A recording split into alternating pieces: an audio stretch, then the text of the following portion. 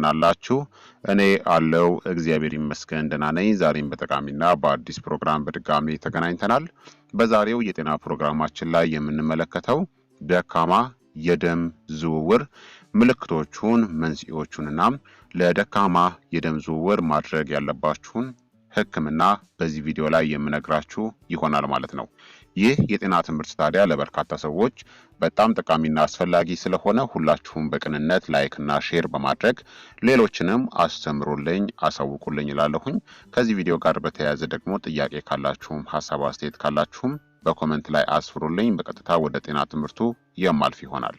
የደም ዝውውር ማለት ሰውነታችን ኦክሲጅንና የተለያዩ ጠቃሚ ንጥረ ምግቦችን በአጠቃላይ በሰውነታችን ዙሪያ እንዴት እንደሚያጓጉዝ ለመግለጽ የሚያገለግል ቃል ነው።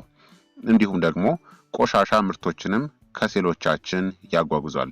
ይህ ሂደት ሴሎቻችን በትክክል እንዲሰሩ እናም ጤናማ እንዲሆኑም ያስችላቸዋል። ብዙ ምክንያቶች የደም ዝውውርን ደካማ ያደርጋሉ።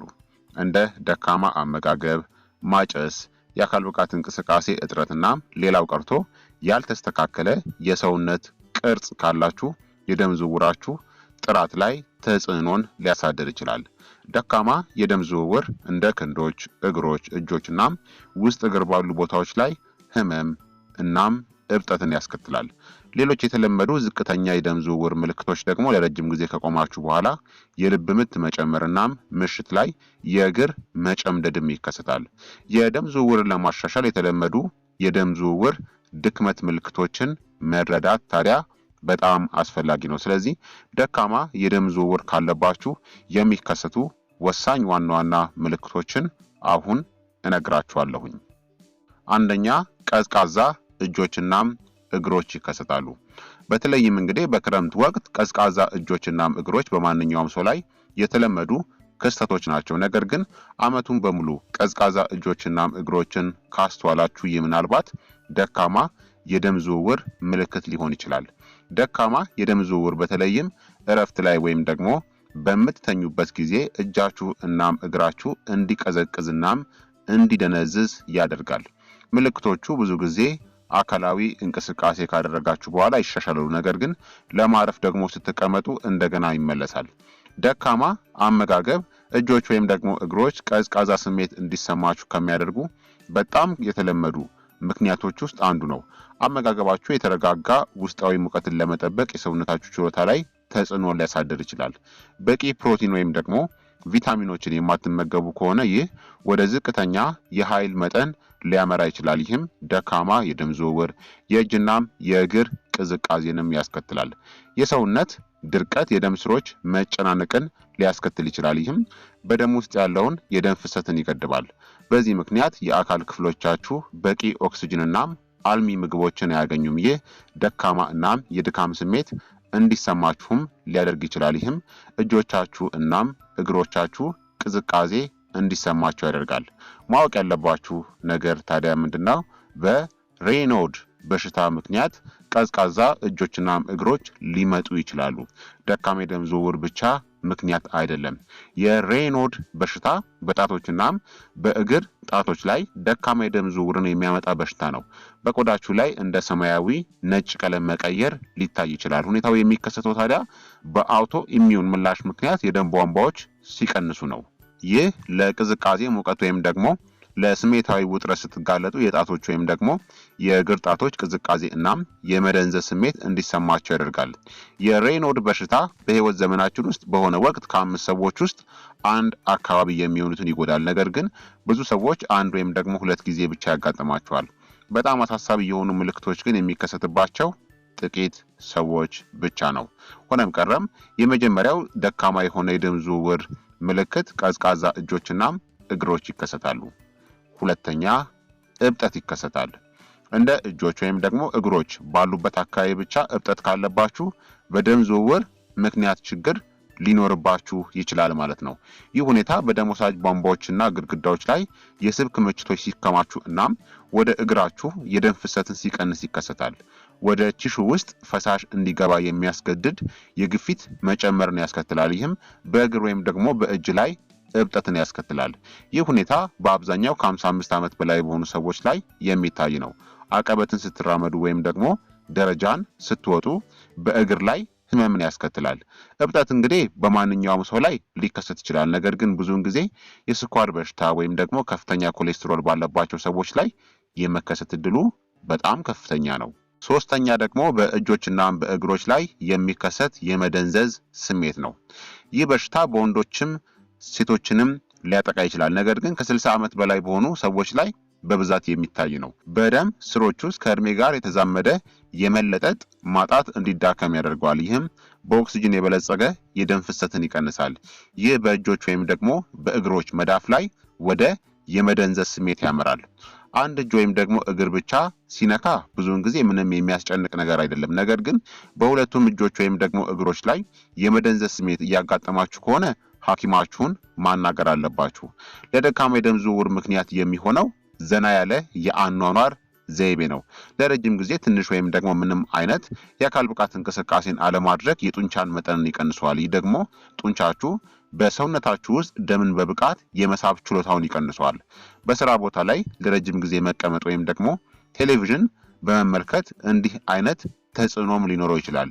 ማጨስ በእጆችና በእግሮች ላይ የመደንዘዝ ስሜትንም ያስከትላል። አዘውትራችሁ አጫሽ መሆን ልብን፣ ሳምባንና የደም ስሮችን በማጥበብም ይነካል። ይህም ደም በሰውነታችሁ ውስጥ በነፃነት እንዳይፈስም ያደርገዋል። ይህ ለልብ ህመም፣ ለደም ግፊትናም ለስትሮክ እንኳን የመጋለጥ እድላችሁንም ይጨምረዋል። አራተኛ ደግሞ የምግብ መፈጨት ችግር ነው።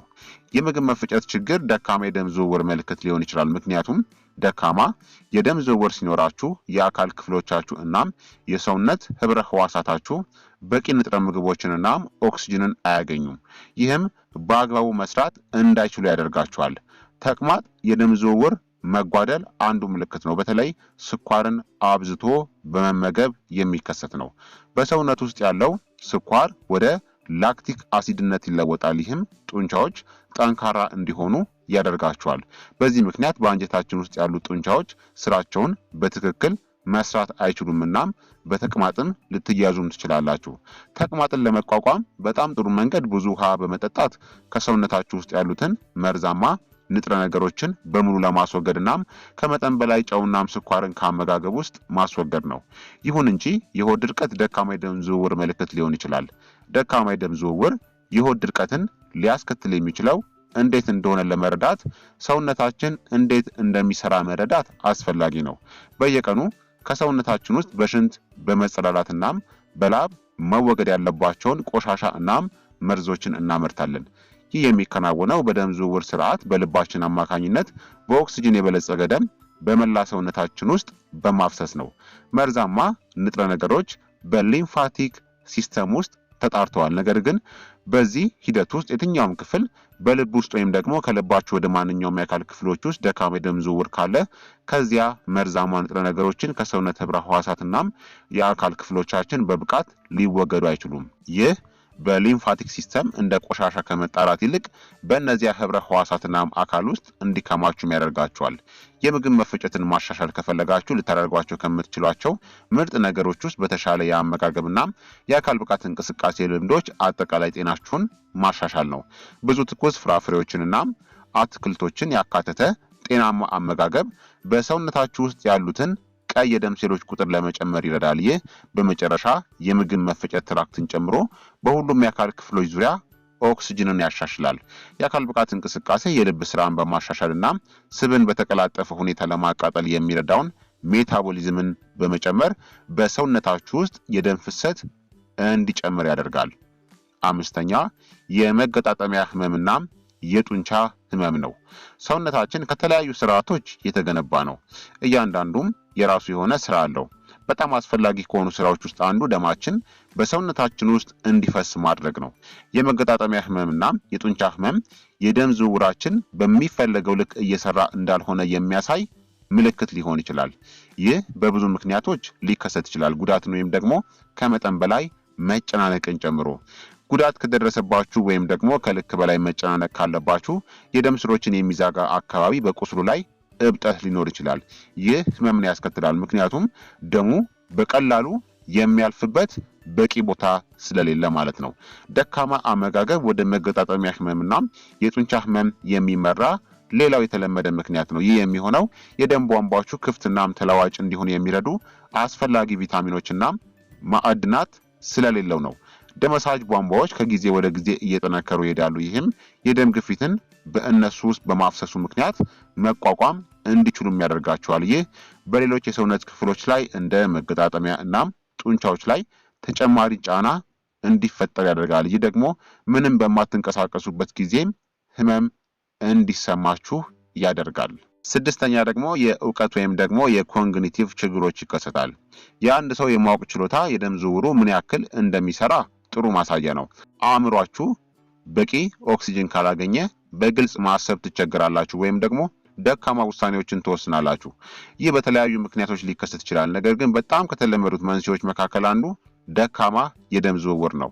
ደካማ የደም ዝውውር የልብ ህመምና ሌላው ቀርቶ የስኳር በሽታን ጨምሮ ሌሎች በርካታ የጤና ጉዳዮችን ሊያስከትል ይችላል። እንዲያውም አንዳንድ ጥናቶች እንደሚያሳዩት የስኳር በሽታ ያለባቸው ሰዎች የስኳር በሽታ ከሌላቸው ሰዎች የበለጠ ከፍተኛ የሆነ የግንዛቤ ችግር አለባቸው። ነገሮችን ለማስታወስ እንደተቸገራችሁ ወይም ደግሞ በግልጽ ለማሰብ እየተቸገራችሁ እንደሆነ ካስተዋላችሁ በአንጎላችሁ ውስጥ ባለው ደካማ የደም ዝውውር ምክንያት ሊሆን ይችላል። ይህ ምናልባት የደም ግፊት፣ የስኳር በሽታ ወይም ደግሞ የደም ቧንቧዎች ጥንካሬ ምልክትም ሊሆን ይችላል። ሰባተኛ የእግር ቁስለት ነው። የእግር ቁስሎች የታችኛው እናም የላይኛው እግሮች ላይ ተጽዕኖን ሊያሳድሩ የሚችሉ በጣም የሚያሰቃዩ ሁኔታዎች ናቸው። እነዚህ የሚያሰቃዩ ቁስሎች በቆዳ ላይ ይከሰታሉ፣ ብዙውን ጊዜ በቁስሎች ወይም ደግሞ አረፋዎች መልክ። በተጨማሪም በጥፍር ስር ወይም ደግሞ በአፍ ውስጥም ሊዳብሩ ይችላሉ። በማንኛውም እድሜ ላይ የእግር ቁስሎች ሊከሰቱ ይችላሉ። ለደም መርጋት፣ የመንቀሳቀስ መቀነስና የቫልኮስ ደም መላሽ ቧንቧዎች በጣም የተጋለጡ በእድሜ ትልልቅ ሰዎች ላይ በጣም የተለመዱ ናቸው። የሰውነት ድርቀትናም የተመጣጠነ ምግብ እጥረት የእግር ቁስለት እንዲፈጠር አስተዋጽኦ ያደርጋል። የእግር ቁስሎች አብዛኛውን ጊዜ በደም ስር በቬነስ ኢንሰፊሸንሲ ምክንያትም ይከሰታሉ። የደም ስር ወይም ደግሞ ቬነስ ኢንሰፊሸንሲ የሚከሰተው ከእግሮች ወደ ልብ የሚመለሱትን ደም ከሚመልሱት የደም ስር ውስጥ በአንዱ ላይ እንቅፋት ሲፈጠር ነው። ይህ እንቅፋት ሙሉ የደም ዝውውር ወደ ልብ ተመልሶ እንዳይሄድ ይከላከላል። ይህ በሚሆንበት ጊዜ በታችኛው እግሮች ላይ የደም ገንዳዎች እብጠትን ያስከትላል እና በእነዚህ ቦታዎች ላይ ወደ ከፍተኛ ግፊት ይመራሉ ማለት ነው። ስምንተኛ ደግሞ የቆዳ ቀለም ለውጦች ነው። ቆዳ እንግዲህ በሰው አካል ውስጥ ትልቁ አካል ነውና የአጠቃላይ ጤናችን በጣም አስፈላጊ የሆነ አካል ነው። ከጎጂ ንጥረ ነገሮች ከመጠበቅ የዘለለ ብዙ ተግባራትም አሉት። ደካማ የደም ዝውውር ካላችሁ ቆዳችሁ ቀለም እንደሚቀይር ታስተውሉ ይሆናል። የደም ዝውውር ችግሮች መቅላትና ሌሎች የቆዳ ለውጦችንም ሊያስከትሉ ይችላሉ። የደካማ የደም ዝውውር ትልቁ ምልክት የቆዳ ቀለም ለውጥ ነው። በተለይም ለረጅም ጊዜ ከቆማችሁ ወይም ደግሞ በበቂ ሁኔታ ካልተንቀሳቀሳችሁ ቆዳችሁ የሚገረጣ ወይም ደግሞ ሰማያዊ ሊሆን ይችላል። በደም ውስጥ ያለው የኦክሲጅን እጥረት ስትተኙ ወይም ደግሞ ለረጅም ጊዜ ስትቀመጡ ጣቶቻችሁ እና ከንፈሮቻችሁ ወደ ሰማያዊነት እንዲቀይሩ ሊያደርግ ይችላል ማለት ነው። ስለዚህ እነዚህ 8 ምልክቶች በጣም ደካማ የሆነ የደም ዝውውር ካላችሁ የሚታዩ ምልክቶች ናቸው ማለት ነው። ታዲያ ደካማ የሆነ የደም ዝውውር በምን ምክንያት ሊከሰትባችሁ ይችላል የሚለውን ደግሞ አሁን መንስኤውን እነግራችኋለሁኝ። ደካማ የደም ዝውውር በበርካታ ምክንያቶች ሊከሰት ይችላል። ከስር ያለው በሽታ ወይም ደግሞ ሁኔታ ውጤት ሊሆን ይችላል፣ ወይም ደግሞ ራሳችሁን ማከም የምትችሉበት ጊዜያዊ ችግር ሊሆን ይችላል። ደካማ የደም ዝውውር በተለያዩ ምክንያቶች ይከሰታል። ከነዚህም ውስጥ ዋና ዋናዎቹ አንደኛ ከመጠን ያለፈ ውፍረት ካላችሁ ነው። ከመጠን በላይ መወፈር የተለመደ የደም ዝውውር መጓደል ሲሆን እግራችሁ እንዲከብድ እንዲያብጥና እንዲደክም ያደርጋል። ወፍራም የሆኑ ሰዎች በሰውነታቸው ላይ ብዙ የሰባ ቲሹ ስላለ ከመደበኛ ክብደታቸው ሰዎች ያነሰ የደም ዝውውር አላቸው። ወደ ውስጣዊ አካሎቻቸው የሚደርሰውን የኦክሲጅን መጠንን ይቀንሳል። ይህ እንደ የልብ ህመም ወይም ደግሞ ስትሮክ የመሳሰሉ የረጅም ጊዜ የጤና ችግሮችንም ሊያስከትልባቸው ይችላል። ሁለተኛ ደግሞ የደም መርጋት ችግር ካለባችሁ ነው። የደም መርጋት የተለመደ የደም ዝውውር መጓደል ሲሆን ይህም ለልብ ድካም፣ ለስትሮክና ለሌሎችም ከባድ የጤና ችግሮች ይዳርጋቸዋል። የደም መርጋት እንደ ጥልቅ ደም መላሽ ቧንቧዎች፣ የሳምባ ምች እና የልብ ድካም ያሉ ሌሎች ሁኔታዎች ምልክትም ሊሆን ይችላል። የደም መርጋት የሚከሰተው ደም ሲወፍርና ሲጣበቅ ነው። የረጋ ደም በደም ስር የሚፈሰውን የደም ዝውውር በመዝጋት በእግር ጡንቻዎች ላይ ደካማ የደም ዝውውርና ህመምን ያስከትላል። የረጋ ደም ተቆርጦ ወደ ደም ወሳጅ ቧንቧው እስኪደርስ ድረስ በደም ውስጥ ሊሄድ ይችላል። እዚያም ግድግዳ ላይ ይቀመጣል። ደም ወሳጅ ቧንቧው በደም ወሳጅ ቧንቧዎች መዘጋትና በኦክሲጅን የበለጸገ ደም በጣም ለሚያስፈልጋቸው የሰውነት ክፍሎች ማድረስ አይችልም። ሶስተኛ ደግሞ የስኳር በሽታ ካለ ነው። የስኳር በሽታ የተለመደ የደም ዝውውር ችግር ምክንያት ነው።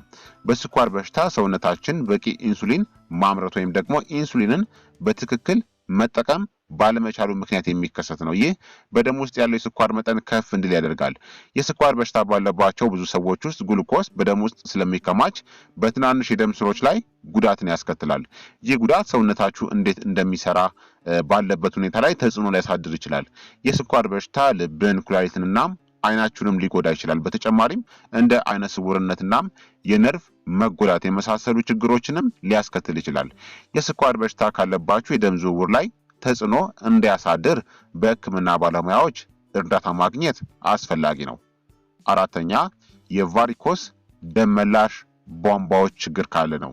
ቫሪኮስ ደም መላሽ ቧንቧዎች ከ40 ዓመት በላይ ለሆኑት 45 በመቶ የሚሆኑ ጎልማሶችን የሚያጠቃ በጣም የተለመደ የደም ዝውውር ችግር ነው።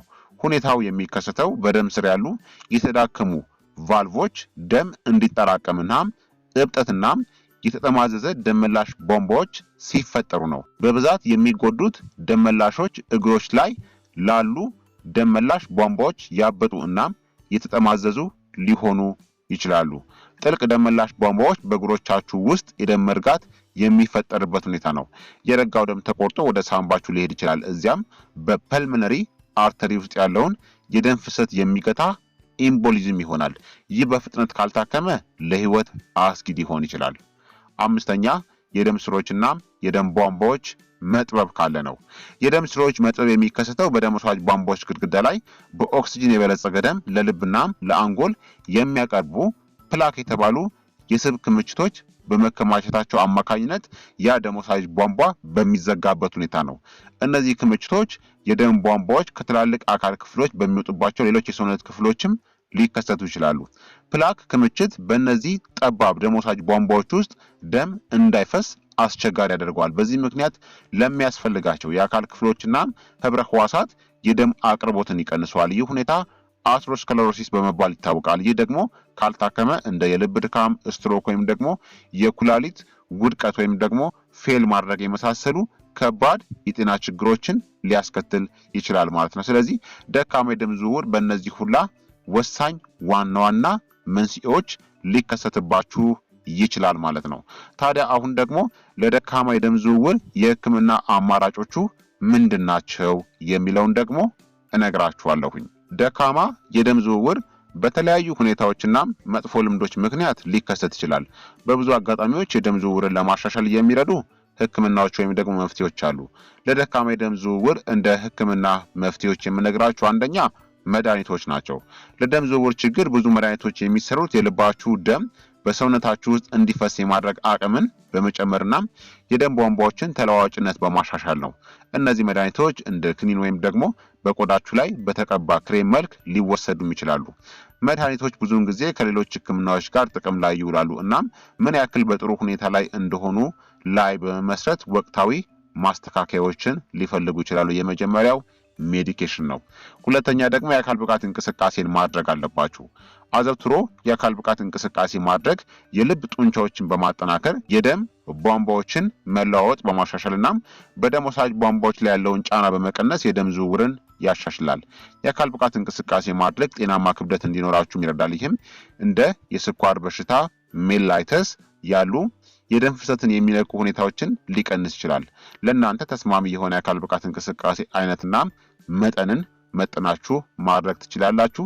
በሳምንት ቢያንስ ለ5 ቀናት በየቀኑ ለ30 ደቂቃ ያክል የአካል ብቃት እንቅስቃሴን ማድረግ ያስፈልጋል። ሶስተኛ ደግሞ ማጨስን ማስወገድ ነው። ማጨስ የደም ስሮችን ስለሚገድብ አስፈላጊ በሚሆንበት ጊዜ እንዲስፋፉም ያደርጋቸዋል። ይህ ወደ እጆች ወይም ደግሞ የአካል ክፍሎች ላይ የኦክሲጅን እጥረት እንዲኖር ሊያደርግ ይችላል። እናም በአካል ብቃት እንቅስቃሴ ወይም ደግሞ በሌሎች እንቅስቃሴዎች ላይ በእጆች ወይም በእግሮች ላይ ህመም ወይም ደግሞ የመደንዘዝ ስሜትን ሊፈጥር ይችላል። ወደ ላይ ስትራመዱ ወይም ደግሞ ኮረብታ ላይ ስትወጡ የመተንፈስ ችግር ካጋጠማችሁም ማቆም ይኖርባችኋል ማለት ነው። ስለዚህ ለደካማ የደም ዝውውር እነዚህን መፍትሄዎችን ማድረግ አለባችሁ ማለት ነው። መጥፎ ልምድ ካላችሁ፣ ሱስ ካለባችሁ ማቆም ያስፈልጋል። በአጠቃላይ ክቡራትና ክቡራን ተመልካቾቼ ደካማ የደም ዝውውርን ለመከላከል ከፈለጋችሁ ማድረግ የምትችሏቸው በርካታ ነገሮች አሉ። አንዱ ጥሩ መንገድ የጭንቀት ደረጃችሁንም መቀነስ ነው። ጭንቀት ወይም ደግሞ ውጥረት የልብ ምት እንዲጨምርናም የደም ግፊት እንዲጨምርም ሊያደርግ ይችላል። ይህም በደም ዝውውር ስርዓታችሁ ላይ ተጨማሪ ጫናን ይፈጥራል። እንዲሁም ደግሞ ትኩስ ፍራፍሬ፣ አትክልትና በስስ ፕሮቲን የበለጸገ የተመጣጠነ አመጋገብ ሰውነታችሁ ጤናማ እናም ጠንካራም እንዲሆን ይረዳል። መደበኛ የአካል ብቃት እንቅስቃሴ ወደ ሁሉም የሰውነት ክፍሎቻችሁ የደም ፍሰትን በመጨመር ጤናማ የደም ዝውውር እንዲኖርም ይረዳል። ስለ የደም ዝውውር ስርዓት ስጋት ካለ ዶክተራችሁን ማማከርም ይኖርባችኋል።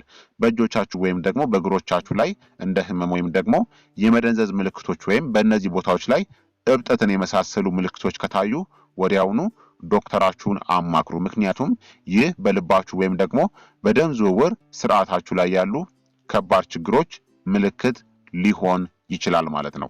ስለዚህ ክቡራትና ክቡራን ተመልካቾቼ የዛሬው የጤና ትምህርት እንግዲህ ይህንን ይመስል ነበረ። ደካማ የደም ዝውውር ምልክቶቹን፣ መንስኤዎችንና ማድረግ ያለባችሁን መፍትሄና ህክምናዎቹን በዚህ ቪዲዮ ላይ ነግሬያችኋለሁ ማለት ነው። ይህ የጤና ትምህርት ታዲያ ለበርካታ ሰዎች በጣም ጠቃሚና አስፈላጊ ስለሆነ ሁላችሁም በቅንነት ላይክ እና ሼር በማድረግ ሌሎችንም አስተምሩልኝ፣ አሳውቁልኝ እላለሁኝ። ከዚህ ቪዲዮ ጋር በተያያዘ ጥያቄ ካላችሁም ሀሳብ አስተያየት ካላችሁም በኮሜንት ላይ አስፍሩልኝ። በቀጣይ የጤና ትምህርት እስከምንገናኝ እኔንም እናንተንም ቸር ያቆየን። መልካም ጊዜ፣ መልካም ቆይታ። ቻው ቻው።